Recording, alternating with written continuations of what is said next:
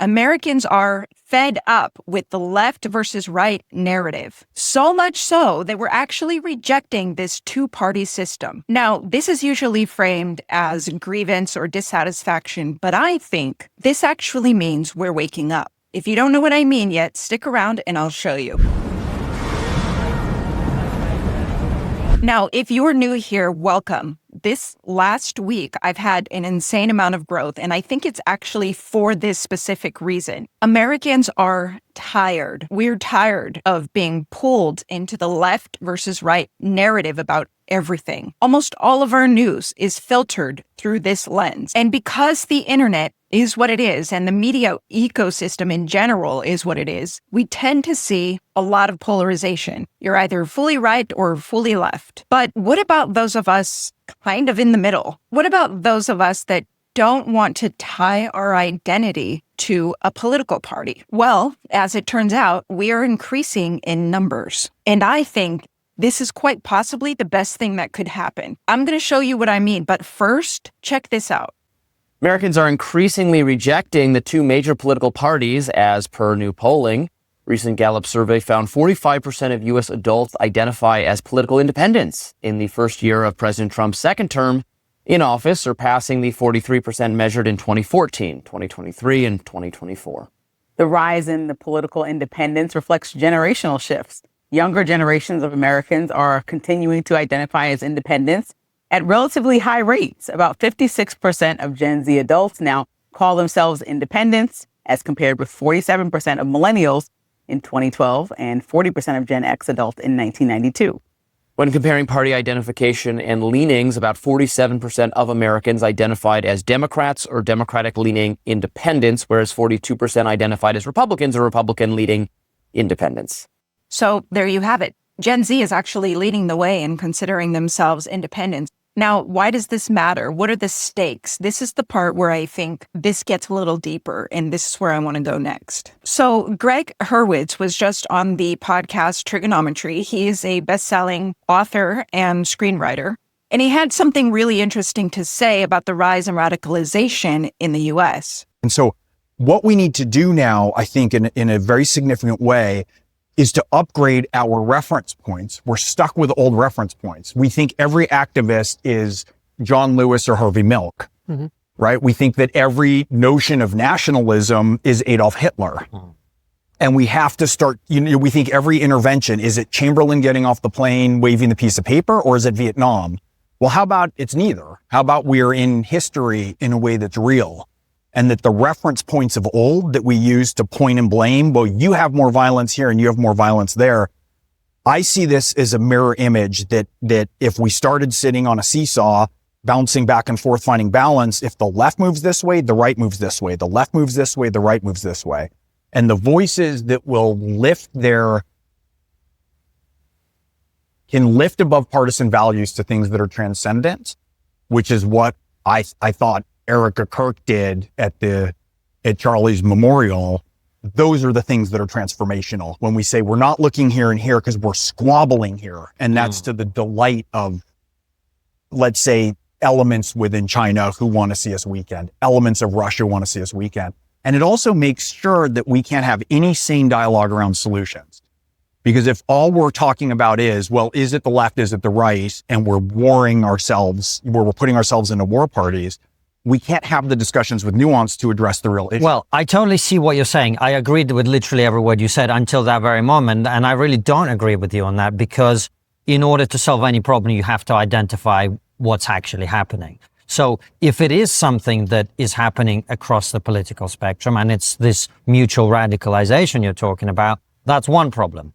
If you've got quote unquote assassination culture on the left, that's another problem. If you've got militias organizing in remote parts of Idaho, just to pick a state, whatever, that's a third problem, right? So I guess what I'm asking, first of all, what is the problem exactly? I think all three of those are problems. And I think that the means by which we're having conversations to solve them are, by design, ineffective and aren't leading to better solutions for them. They're leading to more partisan warfare. I think all three of those are problems, and they probably need different methods of address. Now, here's what I love about what Greg just said. He just pointed out 3 very specific things. Number one, that we're using old reference points. So when we, for instance, say Trump is Hitler, that's not only detached from reality, but it's not effective in describing really what's happening now. Number two, outside forces that could actually benefit from the fact that we have so much division in our country. He talks specifically, I think, about Russia and China, who benefit a great deal from having this amount of division between us and could very well be stoking those flames. And number three, what it ultimately boils down to is when we are constantly in this left or right conversation, and if that's where the conversation stops, it's ineffective because it doesn't allow for nuance. It doesn't allow for us to elevate above, to have a different perspective, to maybe get a bird's eye view and point to patterns and things like that. See, it just brings us straight into a war with each other. Because it's almost like you have these algorithms, you have these media ecosystems, and you see it. I mean, one of the reasons I think a lot of the kind of online right is getting more extreme now is their party is in power in this country. And so beating up on the Democrats, well, who cares about that? It's not going to get any clicks. The arguments have been won. And so you have to amp up the conspiracy, the crazy, the whatever. You have to go further to spice up the food, so to speak. Right.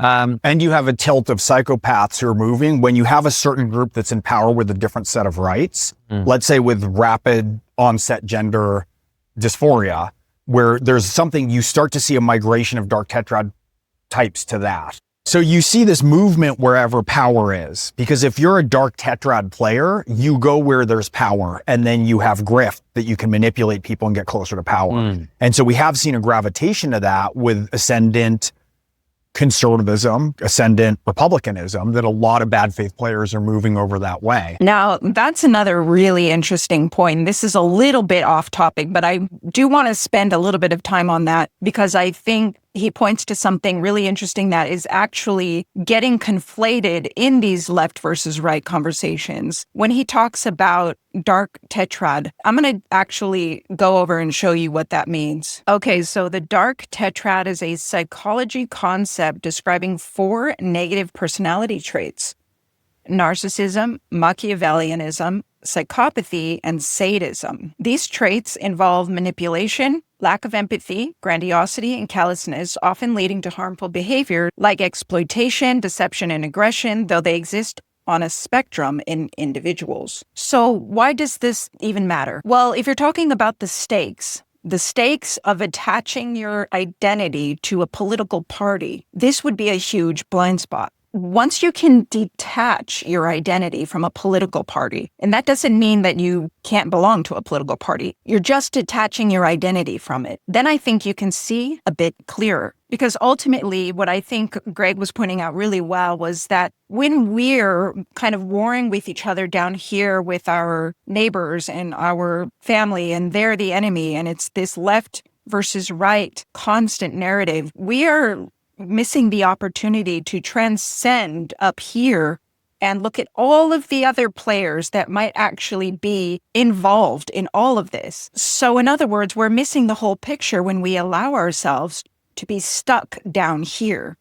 So when I say that Americans are waking up, I believe they are. And if you made it to the end of this video, I think you're probably one of those people, and I think that's great. If you haven't subscribed yet to my channel, please do. I always aim to have these big conversations that hopefully challenge both of us to transcend above the partisan warfare. If that sounds like your kind of thing, I'm glad that you stuck around. Thank you. Please hit like and subscribe and help my small channel grow. And if you already are one of my new subscribers, thank you. I'm so excited you're here. Stick around because I'm going to have a lot more videos coming up for you guys.